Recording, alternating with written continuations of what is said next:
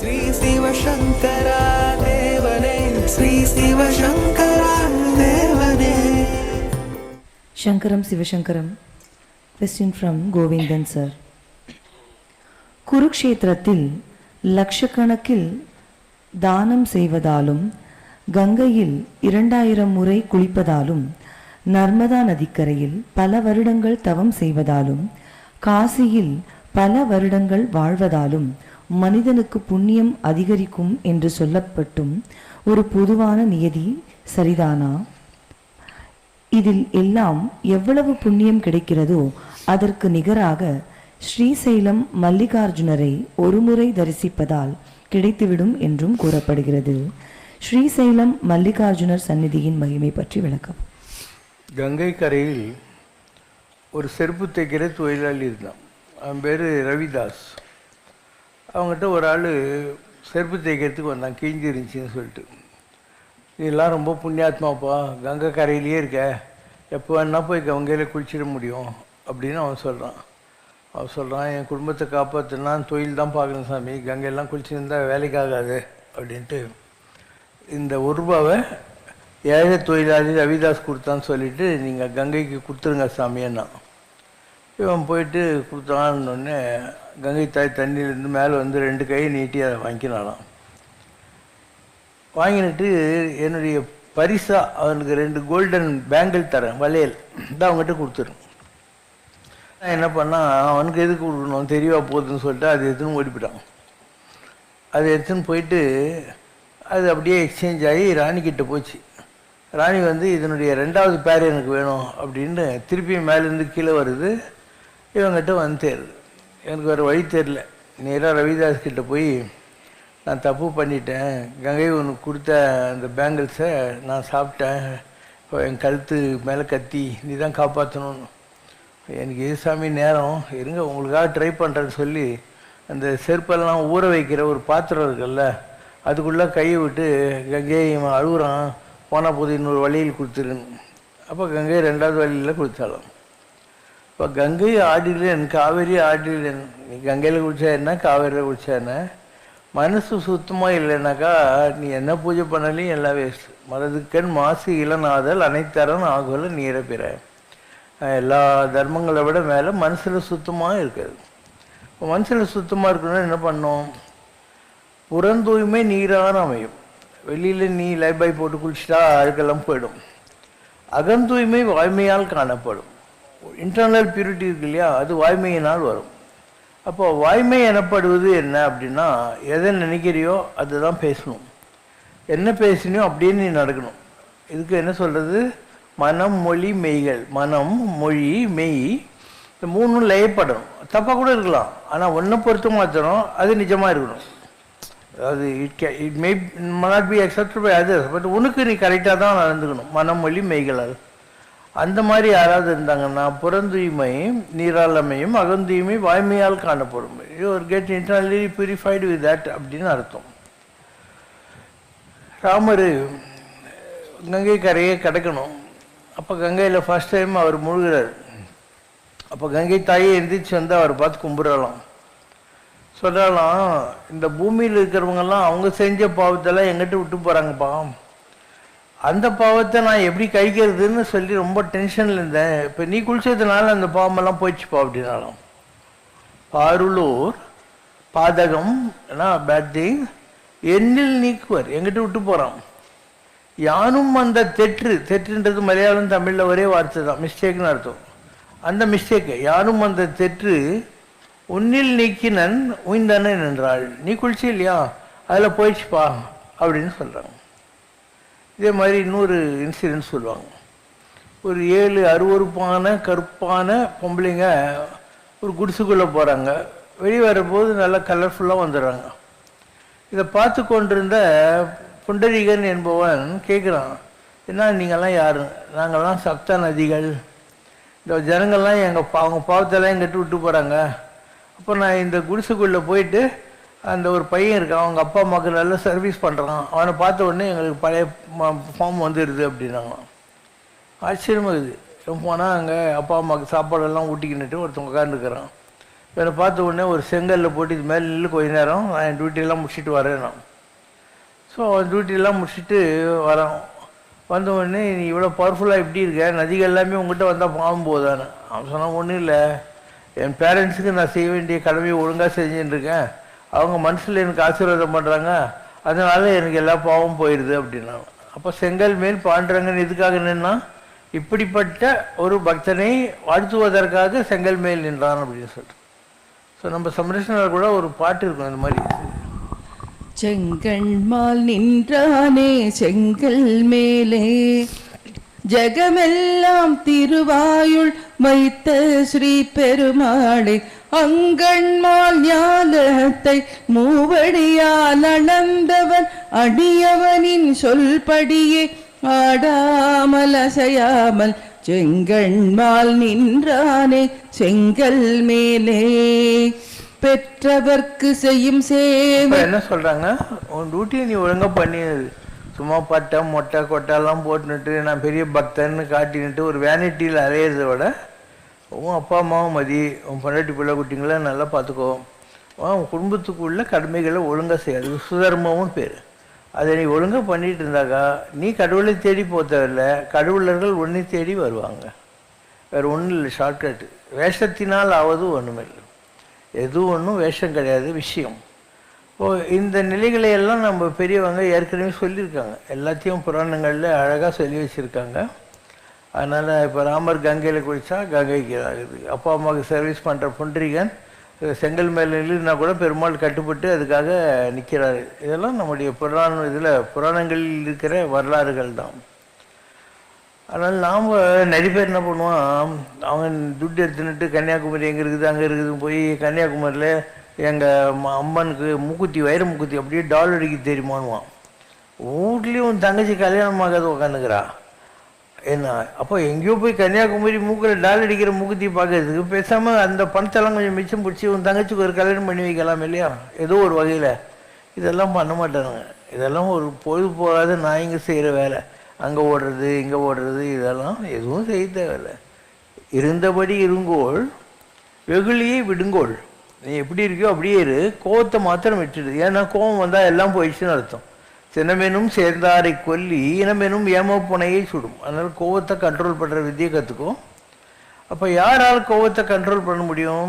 குணம் எனும் குண்டேறி நின்றார் வெகுளி கணமேனும் காத்தலரு. நல்ல குணத்தை யார் அடிச்சுட்டாங்களோ அவங்க கோவத்தை அவங்களால ஈவன் ஒரு பாசாங்குக்காக கூட காப்பாற்ற முடியாது. மீன்ஸ் தேவ் கான்குவர்ட் ஆங்கர் அப்படின்னு அர்த்தம் அதுக்கு. அதனால் உலகத்தில் அவரவர்கள் கடமை செஞ்சால் போகிறோம், அதுக்கு சுதர்மம்னு பேர். அதை விட்டு தண்ட செலவு பண்ணிட்டு கடனாளி இல்லை கடனை வாங்கி போய் கோயில் கொள்ளலாம் சுற்றுறதுனால ஒரு மண்ணாங்கட்டியும் நடக்கவே நடக்காது. So you can take my word for granted. நான் எல்லா கோயிலுக்கும் போயிருக்கேன், நான் போகாத கோயில் இல்லை. எனக்கு வேறு வேலை வெட்டி இல்லை, அதனால் நான் போகிறேன். உனக்கு வேலை வெட்டி இருக்கு இல்லையா, எனக்கு என்ன பண்ணுறட்டியா பிள்ளை குட்டிங்களா, ஏன்னா யாருக்காக சேர்த்து வைக்கணும் இல்லை என்ன பண்ணணும். ஸோ நான் போகிறேன். ஒன்று. ரெண்டாவது, எங்களை மாதிரி மகான்கள் ஏதாவது கோயிலுக்கு போனால் இல்லை ஒரு நதியில் போய் நீராடுகிற போது அதுங்களுக்கு நல்லது. நான் ஒரு கோயிலை சுற்றினா அந்த கோயில் கும்பாபிஷேகமான புண்ணியம் கிடைக்குது. நான் ஒரு ஆற்றுல குடித்தா அந்த ஆற்று பவித்திரமாகிறது. இப்படி சில பேருக்கு சில எக்ஸாம்ஷன்ஸ் எல்லாம் இருக்குது. பரமாச்சாரியார் போன்றவர்கள் இந்த மாதிரி அபாண்டன்டு ரயில்வே ஷெட்டில் அதில் படுத்துக்குவாங்க. அங்கே கலங்கி குட்டியாக இருக்கிற தண்ணியில் போய் குளிப்பாங்க. எல்லோரும் சாமி நாங்கள் சொம்பில் உங்களுக்கு நல்ல தண்ணி கொண்டாந்து கொடுக்குறோன்னா, வேண்டாம், நல்லா இருந்த நதியை பாழாக்கிறது நம்ம தானே, அப்போ அந்த பனிஷ்மெண்ட்டும் நம்ம தான் அனுபவிக்கணும் அப்படின்னு வரோம். ஸோ எல்லா இடத்துலையும் அந்த மாதிரி அவர் அழுக்கு தண்ணியாக இருந்தாலையும் குடிச்சிருக்காருன்ற மாதிரி. So it is the thought which matters in the spiritual path and not the act. நான் 1985 பிப்ரவரியில் கங்கைக்கு போனேன். கங்கையில் முதல் நான் அப்போ தான் ஹரிக்கி பயிரின்னு ஒரு இடம் இதில் ஹரித்வார்கிட்ட அதில் முழுகிறேன். நான் முழுகிற போது இடுப்பில் கை வச்சுன்னு ஒரு 3 வயசு குழந்த பட்டு பாவாடெல்லாம் போட்டுட்டு நின்று, அங்கிள் இத்தனை சால்கே பார்த்து அப்பாயாவும் நகான்னு கேள்வியாண்ணா, மாமா இத்தனை வருஷம் கழிச்சு இப்போ தான் என்கிட்ட குளிக்க வந்துக்கிறேன் நீ அப்படின்றா. நான் என்னடா ஆச்சரியமாக இருக்கிறேன்னு நீ எந்திரிக்கிற பாரு, அந்த அம்மா ஓடியே போயிடுச்சு. அது யாரு? கங்கை. இப்படி நீ ஒழுக்கமான ஆளாக இருந்தால், உண்மையான பக்தி உனக்கு இருந்தால், வேல்யூஸ் உனக்கு இருந்தால், அவங்க ஒன்று தேடி வந்து கொடுப்பாங்க. அதாவது நீ கடவுளை தேடுகிறாயா என்பது முக்கியமில்லை, கடவுளை தேடி வரக்கூடிய நிலையில் நீ இருக்கிறாயா என்பது தான் முக்கியம். நிறைய பேருக்கு இது புரியறதில்லை. அவங்க என்ன நினைக்கிறாங்க, கடவுள் வந்தாருன்னா தோளில் துண்டு போட்டு முறிக்க எனக்கு லட்டு கொடு, பூந்தி கொடு, வீடு கொடு, வார் கொடு, கார் கொடுங்க எல்லாம் வாங்கிடலாம்னு நினைக்கிறாங்க. அதிலெல்லாம் நிம்மதி கிடைக்கவே கிடையாது. ஒரு ஆள் இருந்தான், அவன் கடவுள்கிட்டே எப்போ வார் பழுவிக்கினே இருப்பான். எனக்கு நீ ஒன்றுமே பண்ண மாட்டேன்றேன்னு அவனை கும்பிட்டுருந்துருக்கான். ஏனியில் ஆகாசத்துலேருந்து கடவுள் இறங்கி வருவார். ஒரு நீக்குற மாதிரி இருக்கும்.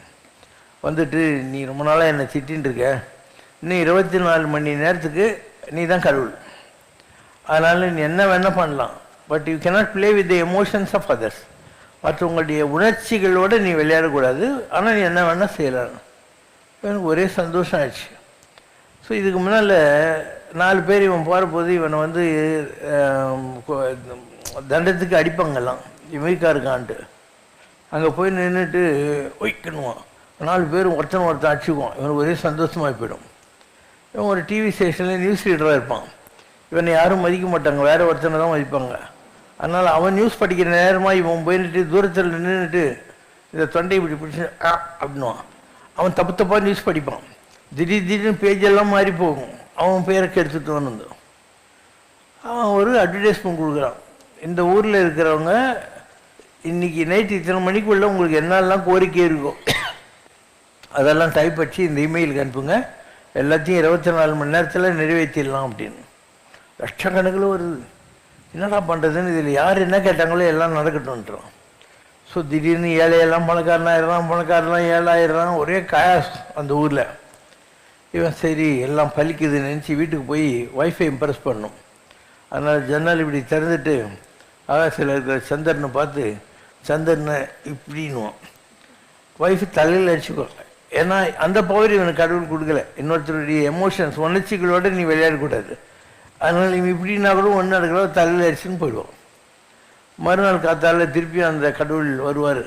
வந்தவொடனே உன் பவரே எனக்கு வேணாம், போயா எடுத்துன்னு போக உன் பவரை அப்படின்வான். இதுதான் அந்த இதில் இருக்கிற கதை. புரூஸ் தி அல்மைட்டின்னு பேர் இருக்கு. உலகத்தில் அதனுடைய போக்கில் எல்லாமே நடந்தால் தான் நல்லதே தவிர நாம் அதை மாற்றணும்னு முயற்சித்தா இல்லாத மும்பெல்லாம் தான் வரும். மீடாசுன்னு ஒருத்தன் தான், அவன் நான் எதை தொட்டாலையும் பொண்ணா ஆகணுன்ட்டான். கடவுள் கேட்டது நல்லா யோசனை பண்ணி கேள்றான்ட்டு. ஆமாம் சரின்ட்டு இவன் சாப்பாட்டை தொட்டால் கோல்ட் ஆகிடுது, தண்ணி எடுத்தா கோல்ட் ஆகிடுது, பொண்டாட்டி எடுத்தா கோல்ட் ஆகிடுறான். என்ன தான் பண்ணுறது, மென்டல் ஆகிட்டான் அவன். இந்த மாதிரி பல பேர் வேண்டாததை, அதுக்கு பேர் என்ன, வேண்டும் வரம், வாண்டட் பூன். ஆனால் அதுவே அவனுக்கு வேண்டாத வரமாக போகுது. பஸ்மாசுரன் நான் யாரை தொட்டாலையும் சாம்பல் ஆகணுன்றான். அடுத்த நிமிஷம் அகங்காரத்தில் வரம் கொடுத்த சிவன் தலைமையிலேயே கவிக்க போகிறான். சிவன் ஓடுற மாதிரி ஆகுது. விஷ்ணு மோகினி அவதாரம் எடுத்து டான்ஸ் பண்ணி அந்த டான்ஸ் மூமெண்ட்டில் தலைமையில் இப்படி கை வச்சு அவனும் அக்கேஷனலாக வச்சு அவன் எரிஞ்சு போயிட்டான். இப்போ எவ்வளோ பேர் இந்த மாதிரி வரம் கேட்டு அதில் அழியாமல் இருப்போம்னு நினச்சாங்க. ஆனால் அதுலேயே அவங்களுக்கு கேட்ச் இருந்தது, அதுலேயே அவங்க அழிஞ்சு போனாங்க. அதனால் எது நடந்ததோ அது நன்றாகவே நடந்தது. பகவத்கீதை எது நடந்து கொண்டிருக்கிறதோ அது நன்றாகவே நடந்து கொண்டிருக்கிறது.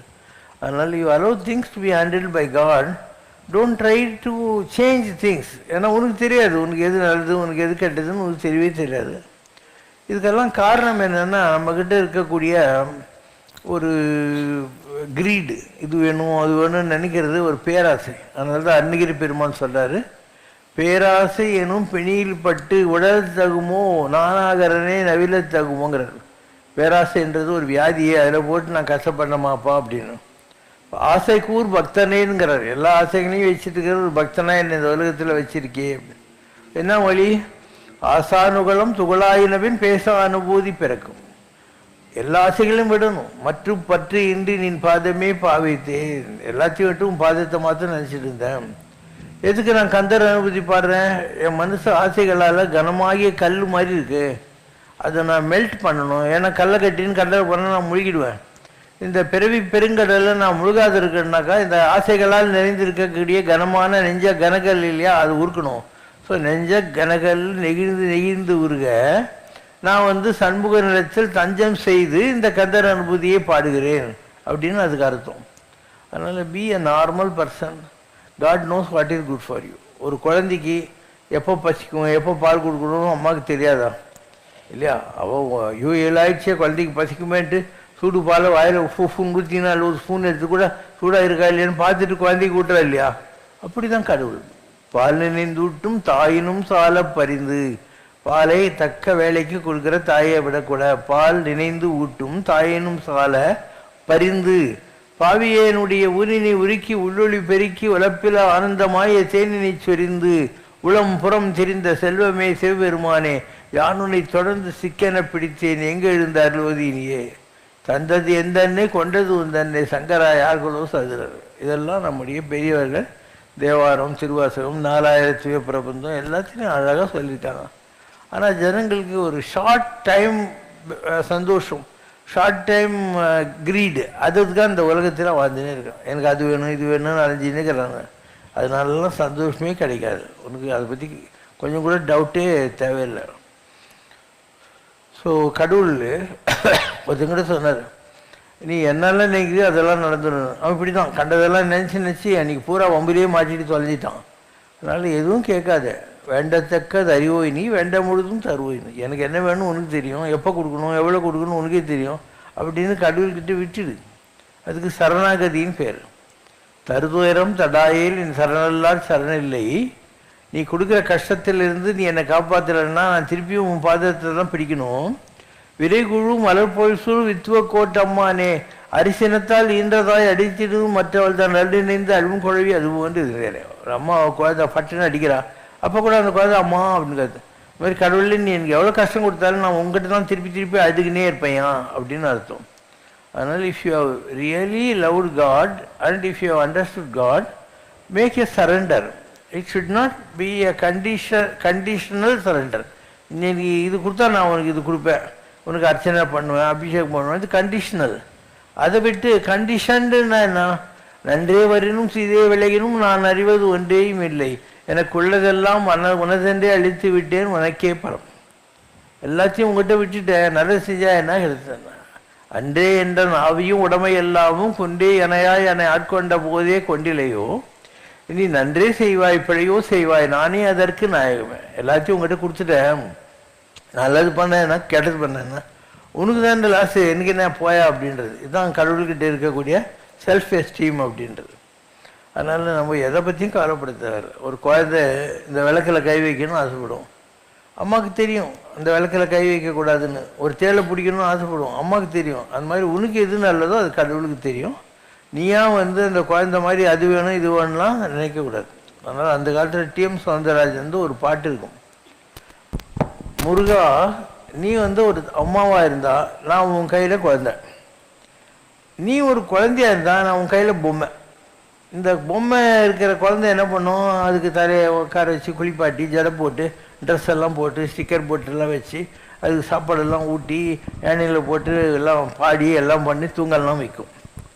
பேட் முடிந்தால் பொம்மை தூக்கி அடிக்கும் செவுத்தில் இல்லையா. அதனால் முருகா நீ ஒரு குழந்தையா இருந்தால் நான் உன் கையில் பொம்மை, நீ என்ன வேணால் பண்ணி தொலைன்னு. நீ ஒரு அம்மாவாக இருந்தால் நான் உன் கையில் குழந்தை.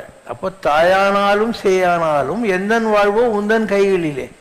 நான் இப்படி இருந்தாலும் சரி அப்படி இருந்தாலும் சரி, my life is totally in your control. நீ ஒரு தாயானால் முருகா நான் உன் பிள்ளை, நீ ஒரு சேயானால் முருகா நான் ஒரு பொம்மை. தாயானாலும் சேயானாலும் கைகளிலே என் வாழ்வு, உன் கைகளிலே என் வாழ்வு. தொட்டு கொடுத்தால் சிரிப்பேன் நான், தட்டி கடித்தால் அழுவேன் நான். அழுவதும் சிரிப்பதும் என் வேலை, அடிப்பதும் அணைப்பதும் உன் பாரம். நீ ஒரு தாயானால் முருகா நான் உன் பிள்ளை. இப்போ ஒரு சாதாரண நிலையில் கடவுளுக்கு ஒரு பக்தனாக இருந்து ஒரு அமைப்பை உருவாக்கிய நானே யாருக்கு பழம் கொடுத்தாங்க யாருக்கு கொடுக்கல இல்லையா, எல்லாத்தையும் ஒரே இடத்துல உட்காந்து பண்ணுறோம் இல்லையா. இப்போ என்ன மாதிரி சாதாரண நாளில் இப்படி கேர் இருந்தாக்கா கடவுள் எவ்வளோ கேர் பண்ணுவான். அது உங்களுக்கு புரிஞ்சதுன்னா நீ கூலாக இருப்ப, அழட்டிக்கவும் மாட்டேன் அதை பற்றி இல்லை. If A human bodied person like me can be so caring and loving, God சொல்லவே முடியாது அவனுடைய ஹைட்ஸ் என்னன்னு சொல்லிட்டு. ஸோ ட்ரஸ்ட் காட், அவ்வளோதான். No God, KNOW, no God, no peace, KNOW piece.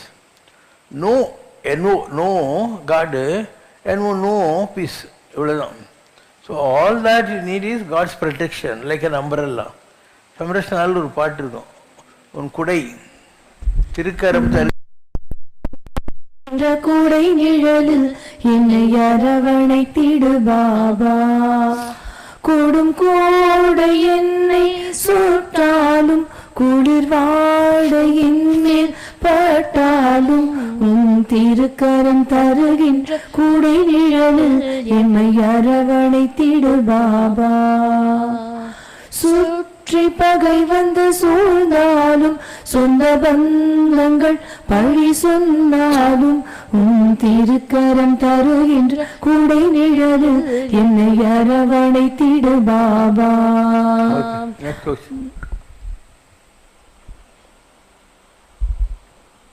Question from Bhaskar. Does Dhyanam help in spiritual journey to attain the ultimate? அப்படி இல்லை. நீ வந்து எக்ஸசைஸ் பண்ணால் உன் பாடி கொஞ்சம் ஸ்ட்ராங்காக இருக்கும். அந்த மாதிரி தியானம் பண்ணால் உன் மைண்டு கொஞ்சம் கிளாரிட்டி ஆஃப் தாட்டோடு இருக்கும். இப்போ தியானம் என்பது ஒரு ஃபிசிக்கல் எக்ஸசைஸ் மாதிரி ஒரு மென்டல் எக்ஸசைஸ். அதுக்கும் உன்னுடைய சந்தோஷத்துக்கும் சம்மந்தமே இல்லை. உனக்கு அதில் சந்தேகமே தேவையில்லை.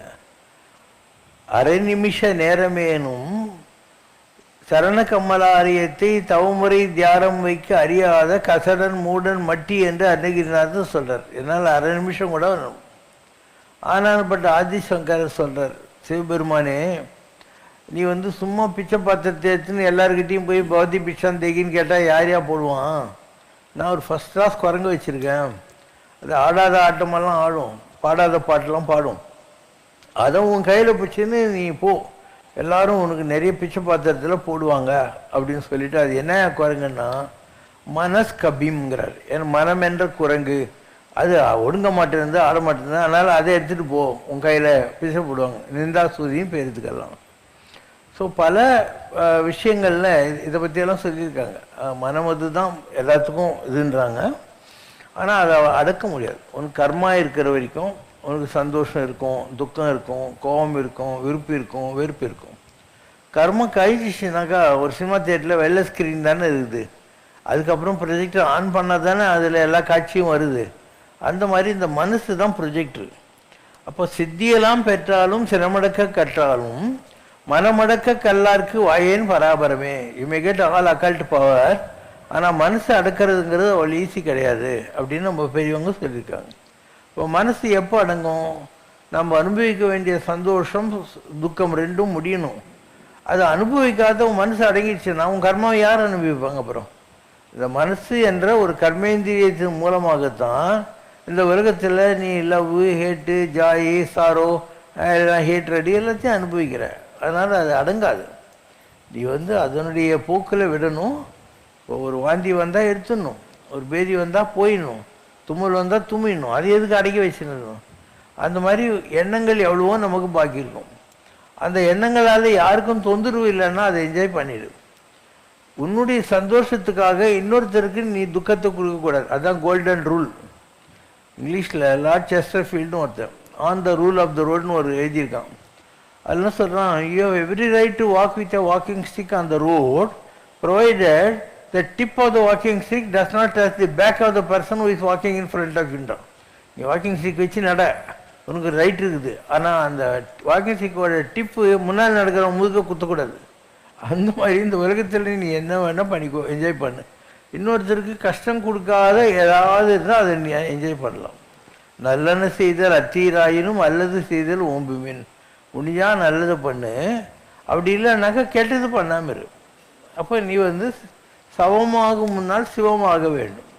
இல்லைன்னா எல்லாரும் இந்த உலகத்தில் கன்சாமி, அப்ராம், ஜான் எல்லாரும் சவந்தான், எல்லா டெட் பாடிஸ். அதுக்கப்புறம் முன்சாமி எடுத்துட்டிங்களான்னு யாரும் கேட்கறது இல்லை, பாடியை எடுத்துட்டிங்களான்றான். அப்போ நீ வந்து no body, you are just in the body without the breath inside you. உங்கள்கிட்ட அந்த சிவன் இல்லைன்னா இல்லை. அப்போ சிவமாவதற்கு முன்னால் சவமாவதற்கு முன்னால் சிவமாக வேண்டும். இது ஒரு பாட்டு இருக்கு. சிவமாக நீ என்னுள் இல்லை என்றால் நானும் சவமன்றோ சிவ சங்கரா. தவம் செய்யாரே நின் தலமகிமை அறியே தயை செய்வாய் சிவசங்கரா. நீதானே வேண்டும், நீ எனக்கு வேண்டும், நீ மட்டும் வேண்டும் சங்கரா. உன் நிழதானே வேண்டும், அது நிலையாக வேண்டும், உன் நினைவொன்றே வேண்டும் சங்கரா.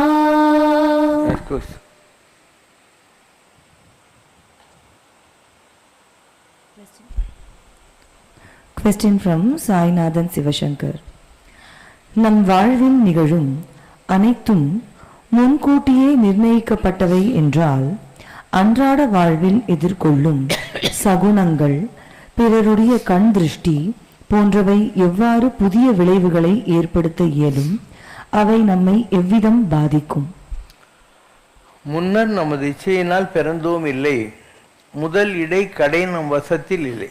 இந்த உலகத்தில் நான் நினச்சிக்கிட்டு பிறகுல அடுத்தது பாஸ்ட்டு ப்ரெசன்ட் ஃப்யூச்சர் எதுவும் நம்முடைய கண்ட்ரோலில் இல்லை. இது லா ஆஃப் கர்மா. அதனால் மீதியெல்லாம் உன்னுடைய நம்பிக்கைகளை பொறுத்த விஷயம். இதெல்லாம் பெருசாக நீங்கள் சீரியஸாக எடுத்துக்க தேவையில்லை.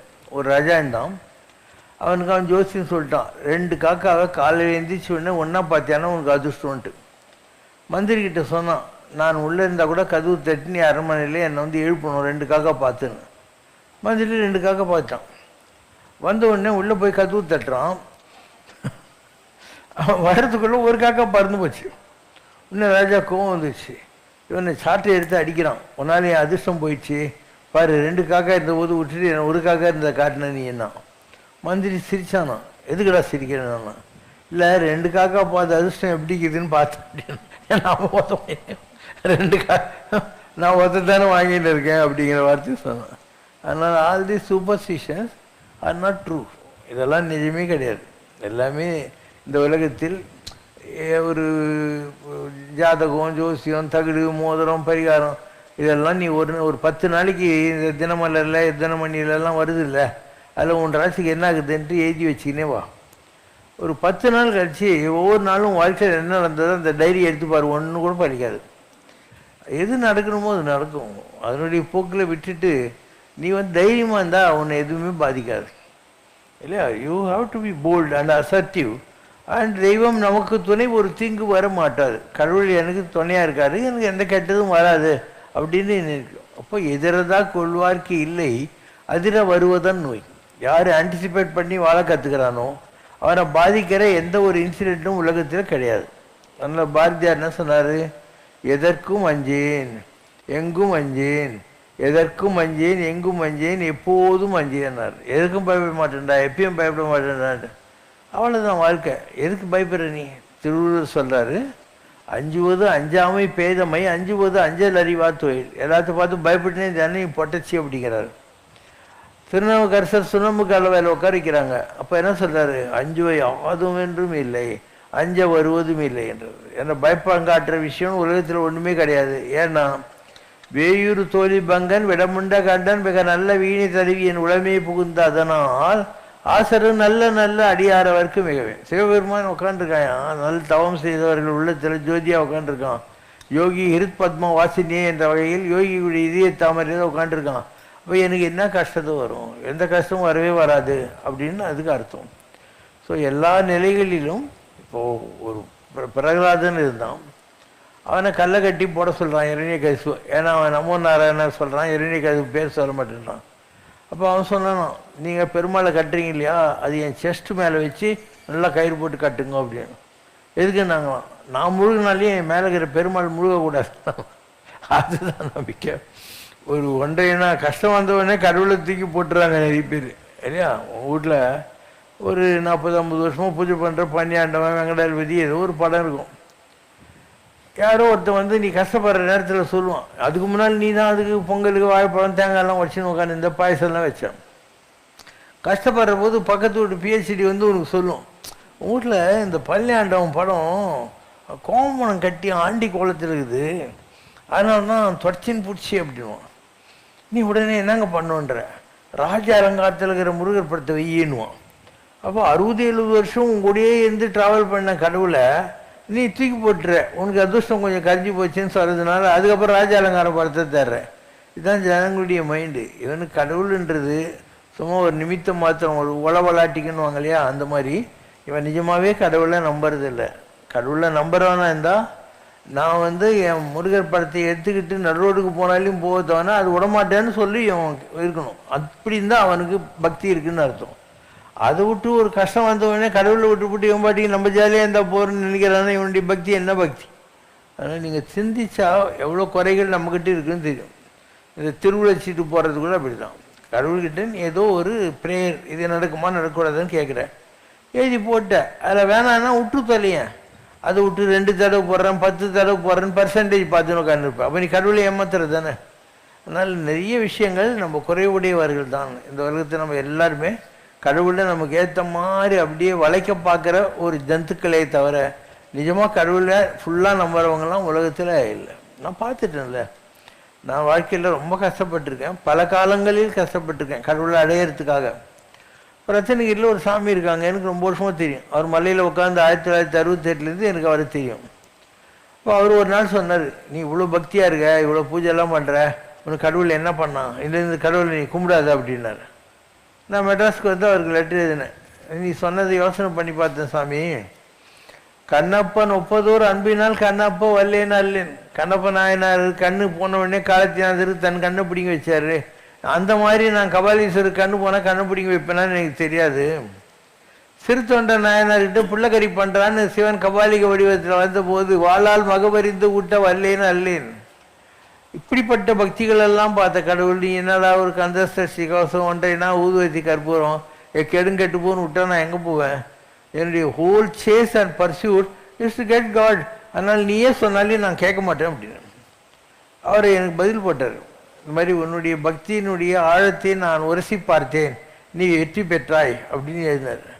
அதாவது ஒரு உலக சுகத்துக்காக நீ எல்லாத்தையும் விட்டுருவியா, கடவுளெல்லாம் விட்டுருவியா? அப்போ அது என்ன, அது கடவுள் மேலே உனக்கு இருந்த பக்திக்கு என்ன பேர் இல்லையா? அதனால் அதெல்லாம் உனக்கு நம்மனா நம்பு, என்னானா ஆகட்டும், நன்றே வரினும் சீதே விலகினும் நடுக்கடலில் வீழ்டினும், இதெல்லாம் தான் பக்திக்கு டெஃபினிஷன். विना वेङ्कटेशं ननातो ननाद सदा वेङ्कटेशं स्मरामि स्मरामि. हरे वेङ्कटेश प्रसीद प्रसीद, प्रियं वेङ्कटेश प्रयच्छ प्रयच्छ. श्रीराम राम रामेति रमे रामे मनोरमे, सहस्रनाम तत्तुल्यं रामनाम वरानने. ओम जय शिव शंकर रे स्वामी जगत परिपालगरे, आदि शंकर अवतारा अनाद रक्षगरे. ओम जय शिव शंकर रे. அன்னையும் தந்தையும் நீரென்றறிந்தும் அன்பில் அணைகின்றோம் சுவாமி, அன்பில் நனைகின்றோம். ஆசானும் இறையாகிய தேவா நின்னடி பணிகின்றோம். ஓம் ஜெய் சிவசங்கரரே. கைலையை பன்முறை வலம் வந்தாய் ஓ கருணாகர கீர்த்தி, சுவாமி கருணாகர கீர்த்தி. மயிலையில் நின்று வரம் தருகின்றாய் மங்களகரமூர்த்தி. ஓம் ஜெய் சிவசங்கரரே. ஆனந்த சாகரம் தனிலமையாழ்த்தும் அற்புத அருள் ஜோதி, சுவாமி அற்புத அருள் ஜோதி. ஆரத்தி செய்து பாடி மகிழ்ந்தோம் அருள்வாய் பரஞ்சோதி. ஓம் ஜெய் சிவசங்கரரே. நாராயண நாராயண ஓம் சத்யநாராயண நாராயண நாராயண ஓம். நாராயண நாராயண ஓம் சத்யநாராயண நாராயண ஓம். சத்யநாராயண நாராயண ஓம். ஓம் ஜெய் சிவ சங்கரரே. அம்மையோடு அப்பனென வந்தவர்க்கு மங்களம், ஆசானும் தெய்வமுமாயானவர்க்கு மங்களம். இத்தனை துயர்கள் எல்லாம் தீர்ப்பவர்க்கு மங்களம், ஈஸ்வராவதார சிவசங்கரர்க்கு மங்களம்.